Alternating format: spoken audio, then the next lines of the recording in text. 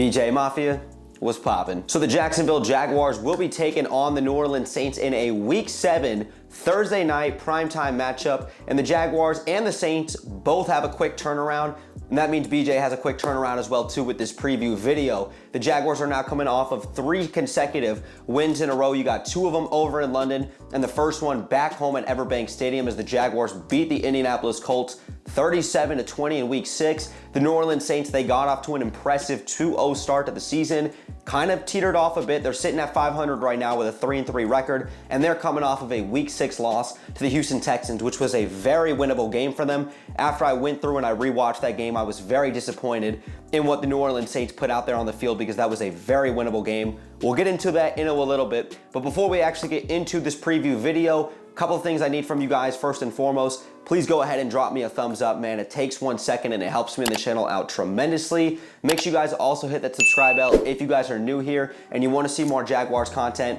And make sure you guys also go ahead and follow me on my socials, especially on Twitter. I'm very active and I'm on there every single day. But now let's actually go ahead and get into this Week 7 preview video. We're going to talk about the injury report on both teams because both of these teams are very banged up as we speak right now. So let's start off with the New Orleans Saints and take a look at their injury report. We've got, first of all, tight end Juwan Johnson. He hasn't played since Week 3. He's been dealing with a calf injury. You've got Jamal Williams, one of the better goal line backs in the game of football. He's been on injured reserve now for an extended period of time. Left tackle James Hurst. He has an ankle injury and he's going to be questionable. He didn't even play versus the Houston Texans last weekend. You've also got their right tackle Ryan Ramczyk, I believe that's how you pronounce his last name.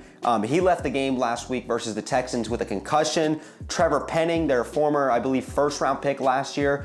Does he get some more snaps now with that being kind of thrusted into that, starting role as one of the 2 offensive tackles? So we'll kind of see how that plays out throughout the week, especially with practice. Cornerback Lonnie Johnson Jr., he's been out with a hamstring injury as well too.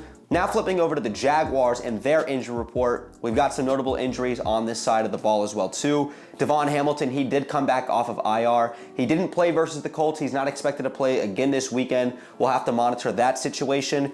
Right guard Brandon Sheriff, he came out of the game with an ankle injury and he did not return. Speaking of coming out of the game and not returning, the Jaguars' best starting cornerback Tyson Campbell, he left the game after special teams on the punt return. He had a hamstring injury and he's unlikely to play on Thursday Night Football. Walker Little and Zay Jones, both of these guys did not play or suit up for the Jags game last weekend. And obviously, the most important piece to all of this, who's going to determine the outcome of this game, former number 1 overall pick, number 16 quarterback at the helm, William Trevor Lawrence. He suffered a knee sprain, right?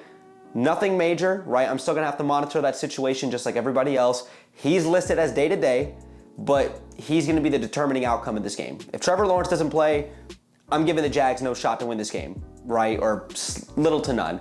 If he does play and he's, maybe a shell of himself, maybe 80% of himself, the Jaguars have a fighting chance versus a very talented Saints defense. But let's actually talk about the New Orleans Saints first and foremost. Let's actually look at what they did last weekend versus the Houston Texans. Now, I do think that, like I said, that was a very winnable game from them. Not just because it was a 1-possession game, they lost 13-20. When I went back and watched that game, it was self-inflicted wounds for the New Orleans Saints. Let's talk about it.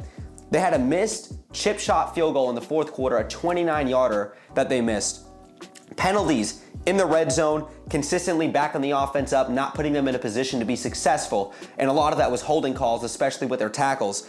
They had a turnover on downs in the 4th quarter where they didn't convert, and they were just essentially just trying to get a touchdown at that point. And then also you had Derek Carr, when they had an opportunity to go down the field, he threw an interception on the last play. I believe it was like a 4th and 10, I think intended for Michael Thomas on the left side, if I remember correctly. Just self-inflicted wounds, right? And I'm not discrediting the Houston Texans. They went out there, put together a good game plan. They took care of business winning at home at NRG Stadium. But the New Orleans Saints, that was a very winnable game. When you actually watched the game, they moved the ball well up and down the field, played very sound defense, got a lot of pressure on CJ Stroud. They did a good job. They just didn't finish the job and they didn't execute well enough when it mattered the most, so you give the Texans props for that. But the Saints offense last weekend versus the Houston Texans, even though it came in a loss, they still put together some nice stuff. Derek Carr, 32 of 50, 353 yards, 1 touchdown and 1 interception. And like I said, that interception, I believe, came on their last offensive play of the game. He had a 65.4 quarterback rating. Alvin Kamara did some great stuff out of the backfield, a very similar running back to Travis Etienne, a guy who has that home run hit ability, can do some great things out of the backfield in terms of the receiving game and in the rushing game, and obviously he's a very patient runner, knows when to hit the holes. 19 rushes for 68 yards, 7 catches for 36. Chris Olave, this guy's a dog, 7 catches for 96 yards. Don't even need to say enough about him.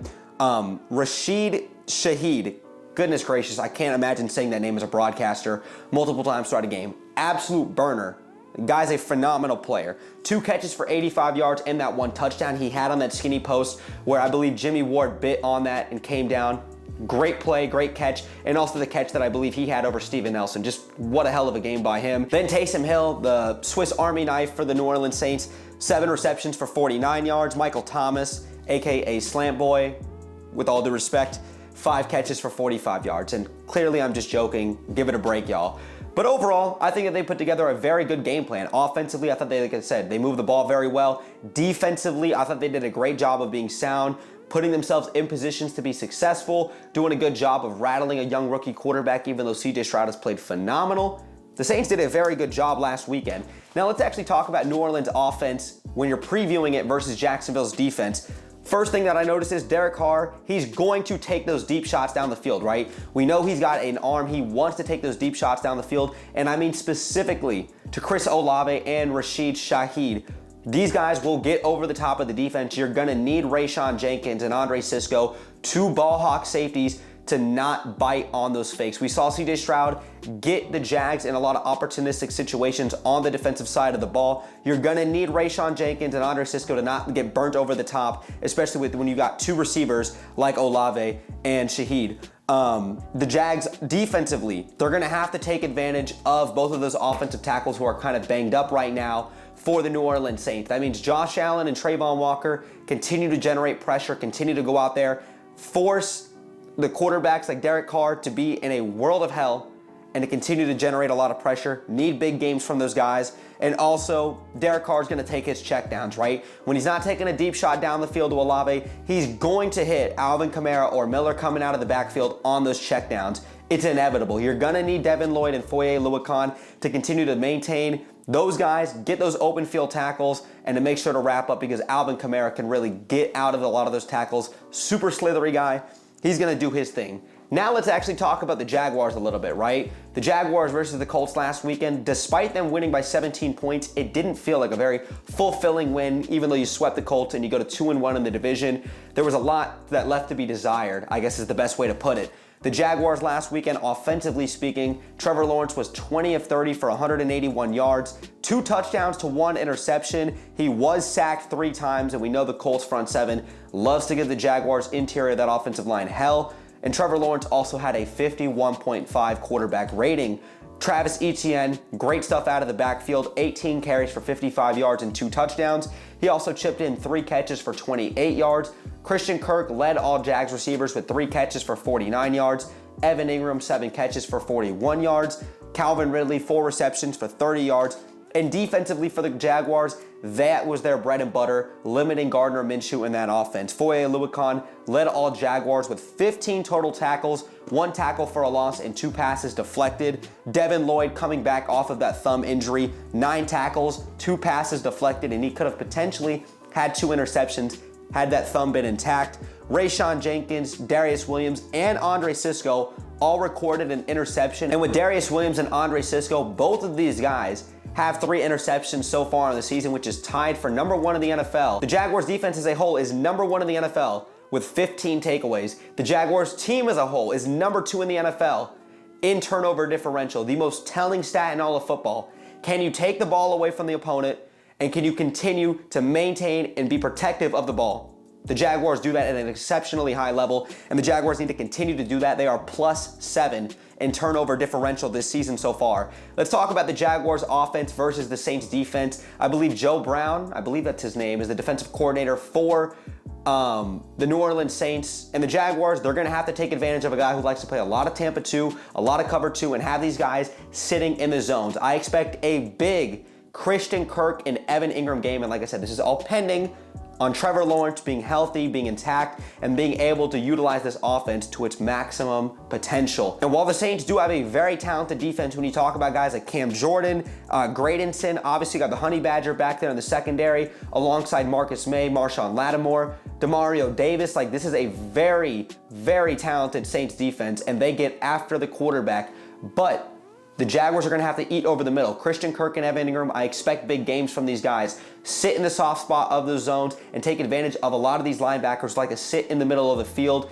Take advantage of that, and the Jaguars are going to have their opportunities. Another key for the Jaguars offense outside of just the passing game is going to come with the running game. You're going to have to run the ball to the outside. If you try to run that ball up the middle consistently, whether that's with Tank Bigsby or Travis Etienne trying to hit the A or B gap, you're not going to be too successful. They are going to swallow you up. You're going to have to run the ball to the outside and make sure you can bounce it out to the outside.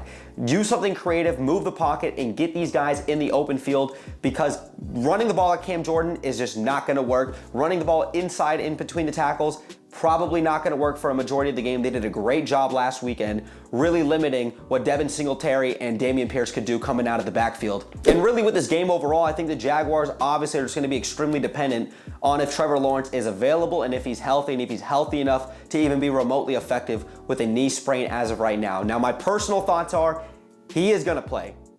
He walked out of the game fine. He went up to the media, talked. I think he's going to be fine. I think he's going to be able to give it a go. What do I know? I don't know Trevor Lawrence's pain tolerance. He's never dealt with a knee injury. To use his words, who knows? I'm going to let the medical experts do their job, and the therapist and the trainers make sure they evaluate him properly. I would rather rest him if it potentially means, injuring that knee any further. But as of right now, my speculation and my assumption is Trevor Lawrence is going to play. So with that being said, I like the Jaguars to go ahead and win this game on the road at Caesars Palace. I do think this is going to be an extremely close game, as you got a very talented Saints defense going up against a Jaguars offense that might be a little bit hobbled as of right now. I like the Jaguars to win this game in very close fashion, 27-26 on the road. I like the Jaguars to go out there and get a late game-winning field goal, potentially to seal the deal. I do think that regardless of Trevor Lawrence playing or not, this is still going to be a very good game on both sides of the ball. But Jaguar fans and Saints fans, that's it for this video. I want you guys to go ahead and drop me a score prediction and a bold take for this game in the comments down below. Like I said, if you guys enjoyed today's video, make sure you guys go ahead and drop me a thumbs up. It takes 1 second and it helps me in the channel out tremendously. If you guys are new here, consider hitting that subscribe bell to stay tuned for more Jaguars content that I do here on YouTube. And like I said, make sure you guys also go ahead and follow me on my socials, especially on Twitter. I'm very active and I'm on there every single day. The link tree will be in the description down below, so you guys can go ahead and check that out. But Jags fans, thanks again for sticking around throughout the whole video. Brett James, AKA BJ, I'm out, y'all. Go Jags, baby. Peace.